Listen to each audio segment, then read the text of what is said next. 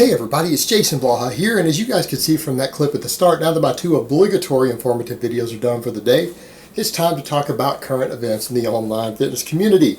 So let me put on my +5 hat of weaponsmithing, work on skilling up my crafting a little bit, and let's talk about Cali Muscle having a drug-fueled rant. And people say, well, maybe he was just playing. Well, he probably was playing to some extent, but the fact of the matter is, let's keep in mind, Cali doesn't promote the most healthy of lifestyles. We know he uses tons of gear. We know he eats all sorts of crappy fried foods and everything else. Would it really be a surprise, as crazy as he acts lately, particularly when he's video gaming, that he might not be doing the things that he said he was doing there? Wouldn't it fit? Think about it. You guys all know people who use those substances. You know how they behave sometimes, particularly that combination. That sounds about right. That actually seems to fit the way Cali behaves, so is it any surprise?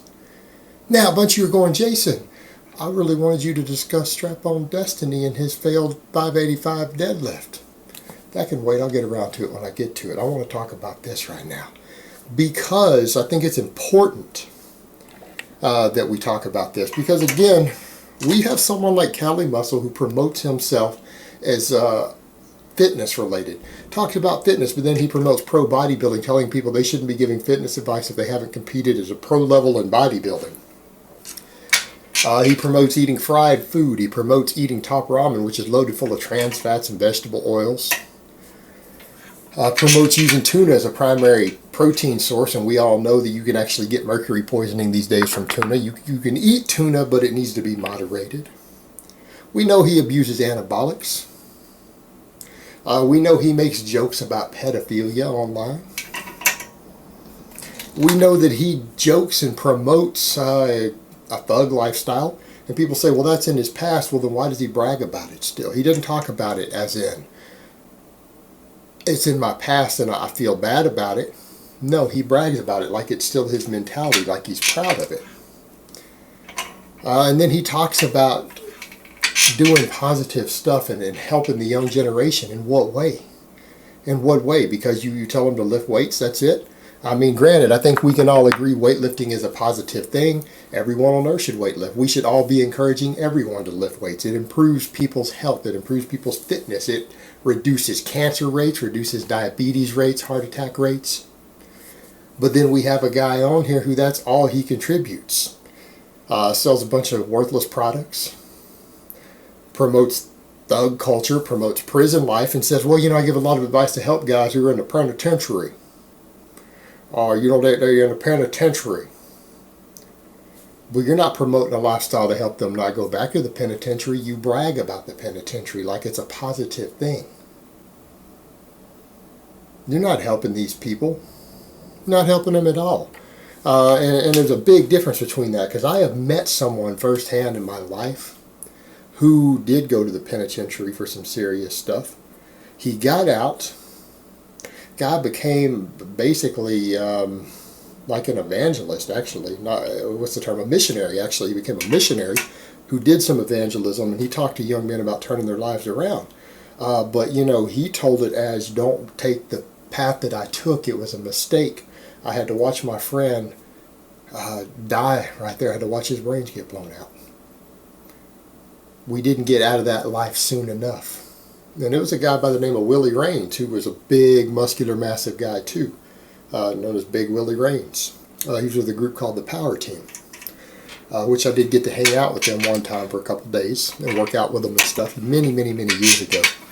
Interesting group of guys. But, this guy took what had happened and used it to talk to people and go talk even to in trouble youth to help them turn their lives around, to find a better way, to warn them, don't let it go this far.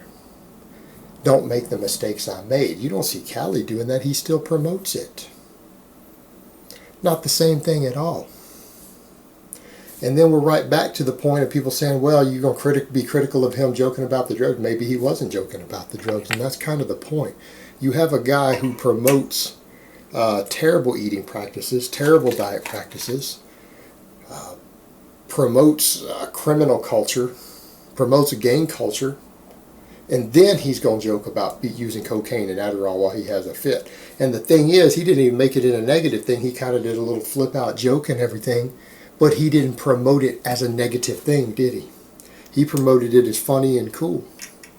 And I think that kind of sums up Cali Muscle and his whole approach online. He promotes stupid, dangerous lifestyles as funny and cool. Promotes people being in gangs. That's cool. Promotes going to the penitentiary. That's cool in his eyes. Promotes eating garbage food and saying, as long as I'm ripped, as long as I'm big and ripped, who cares what I eat?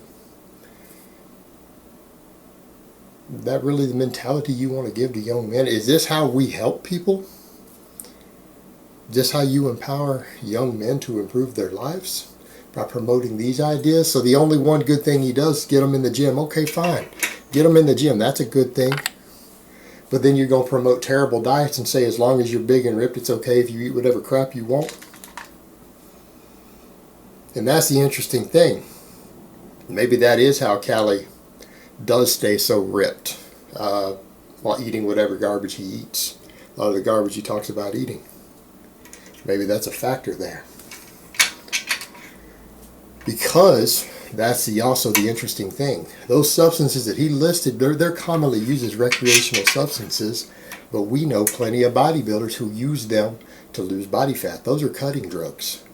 There are plenty of bodybuilders and men's physique competitors who use those substances, and I've known plenty personal friends of mine, who use them as part of their contest prep to get ripped. So do you really think he was joking? Really think he was joking? I don't think that he was.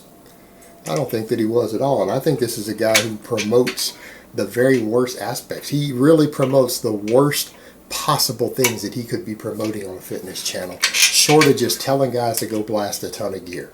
All right, so maybe guys like Piana and Boston might have him beat there, but everything else he promotes, eating garbage food, junk food, saying that, oh well, you know, poor people can't afford beans and rice and chicken. Really, go look at Walmart. Look at the prices at Walmart. You telling me they can't afford to buy a big bag of rice, a big bag of beans, some bananas? Bananas are less than 50 cents a pound. Some cheap chicken breasts. Telling me people can't afford that stuff. They can't afford to eat healthy if they're poor. Yeah, they can. They just have to learn to cook. They have to not be lazy. They're going to have to actually cook. Learn to cook something besides top ramen. But promote bad eating, promote going to the penitentiary, promote recreational drugs, and all of this nonsense. And this is supposed to be a role model. This is a role model in YouTube fitness with over 1 million subscribers now. It baffles the mind. But you know what? A lot of people would say, well, a lot of people don't take him seriously. They watch him for entertainment, and that's probably true. That's probably true. But I promise you that there's a whole lot out there who look up to him because they're like, you know what? He's big, he's ripped, he's got money. Maybe I should be like him. Alright guys, but that's really all I have to say on that today. I hope it's been informative, and I will talk to you guys next time.